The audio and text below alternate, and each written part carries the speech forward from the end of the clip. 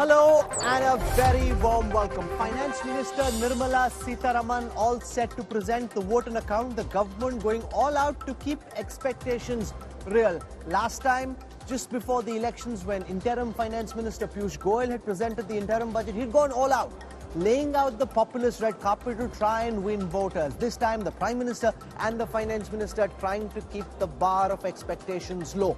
What we'll do on this special edition of the news track is to try and get a sense of the mood amongst the voters, amongst citizens when it comes to the Indian economy. What are people expecting from this budget? And to help me decode these numbers, I'm joined by a very sharp panel of those who understand economic numbers and budget making. I want to welcome first Subhash Garg.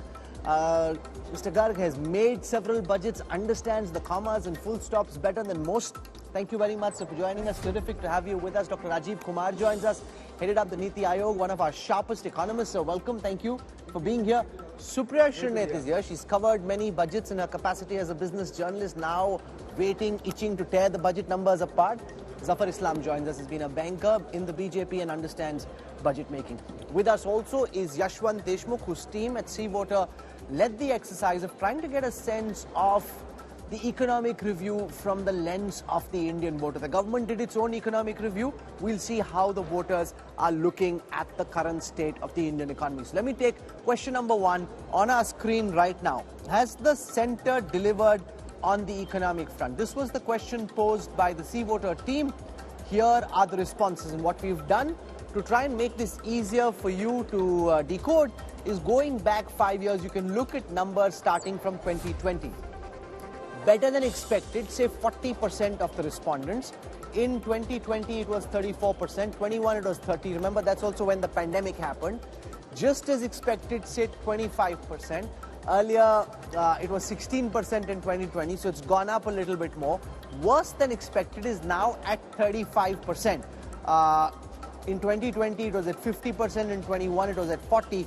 So what this shows broadly is those who think the economy is doing better than expected as a percentage have gone up. Those who think the economy is doing worse than expected as a percentage has come down.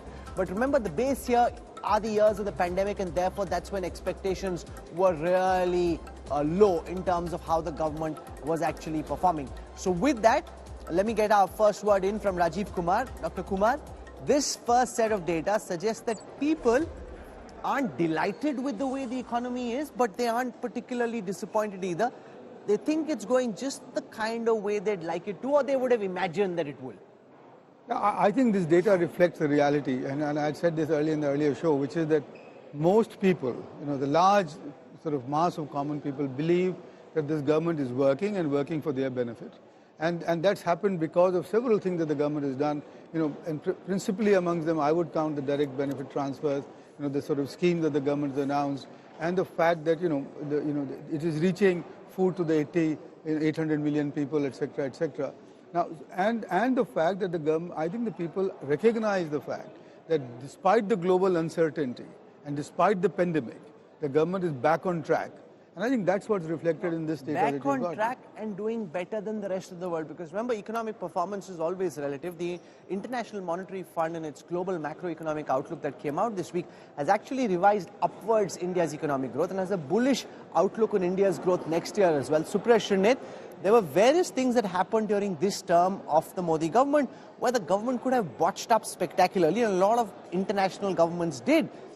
The Modi government, to its credit, seems to have kept an even keel, and at this time seems poised for a takeoff. That's what the data seems to be suggesting. What you, as an opposition leader, make of the economic performance of the current government? I don't just think as an opposition leader, as somebody who tracks the Indian economy very closely, and I'm going to wear both hats intermittently, but I find it very amusing, and I find it amusing that you say that the government could have botched up. The government has botched up. If 10,000 people in Haryana are queuing up to go to war zone for jobs, that is a botch up. If 3,000 children line up outside Pune, Hinjanwadi for that one IT job, that is a botch up. If consumption has crashed from 7.5% to 4.4%, which is 2/3 of the Indian GDP, that is a botch up. If rural but some wages... of this is always the case in a country No, let me finish. No, it is not. No, it is not.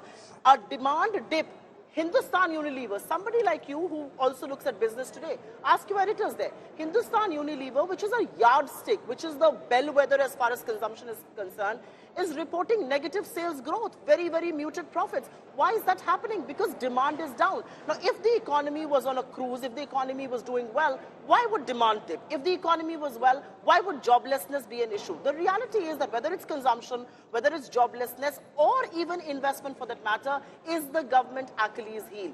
The private investment is not happening. It's still below 30%. The gross fixed capital formation, the number that we track, it's still below 30%. The government's engine is spending, but I don't think for how long can that chug along completely. And I will just end by saying there are 4 blocks to any GDP, any economy that you track: consumption, investment, exports, and investment, as far as government investment. There is only one engine that's chugging along. How long will that continue? I think is the big question. Our exports are sputtering. FDI is down to a 16-year low. I mean, if everything was hunky-dory and all our policies was in great shape, why is FDI down? Why is the rupee crashing to 84? I think these are things that we have to look beyond the rhetoric. Let Zafar Islam respond to the charge that there was a meeting recently of industry representatives and the finance minister where she actually made the same point that private industry needs to do more in terms of investment. A lot of India's growth is actually coming from government investment in public infrastructure projects, which beyond a point cannot be the only engine firing the economy. Are you disappointed with the fact that despite the fact that corporate tax rates have been brought down and tax collections are up, we still aren't in a situation where India Inc. is investing the way the government thinks they ought to? Rahul, we really need to understand and visit a little bit till 2012 and all and do a back testing. We had excess capacity because money was freely available. All the industries were actually being set up by many of the businesses' houses without doing any proper project evaluation. So most of the projects which they had actually put in at that time became NPAs. So we had inherited a problem of NPAs. Bank was not in a position to lend, and excess capacity was the another problem we were facing. Now we are in a position where bank is in a very sound position. Banks is in a position to lend, and they are lending. The lending rate has gone up, and the excess capacity in the system has also come off. Now there is a capacity utilization is around 75-76%. No, but it's been in the mid-70s for very long. No. And at some point in time, a virtuous investment cycle is supposed to kick off, which everyone's been waiting for. Rahul, you have to understand, you need to have growth capital.